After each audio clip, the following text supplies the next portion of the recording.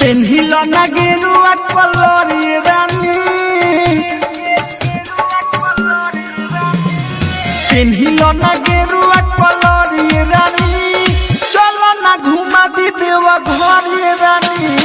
पेन्हिलो ना गेरुआ कलर रानी चलो ना घुमा दी देवा घर रानी। डीजे मुकेश चकिया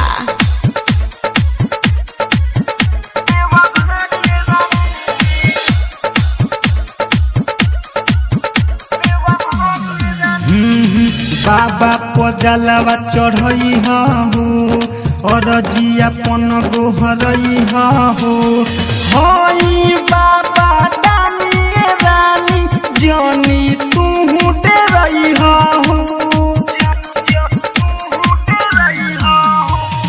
बाबा पजलवा चढ़ई हो और जिया पन गोहरई हो बाबा हई जानी तू डरई हो कान्हा पधइल कांवरी रानी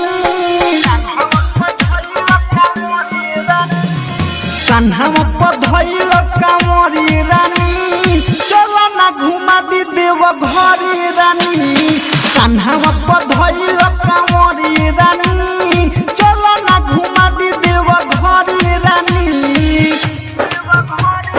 डीजे मुकेश चकिया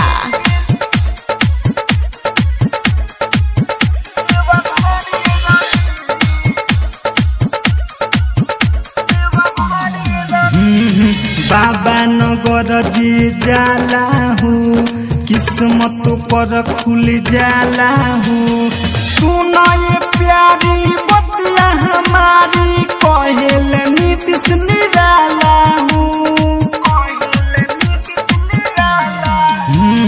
बाबा नगर जी जाला हूँ किस्मत पर खुल जाला हूँ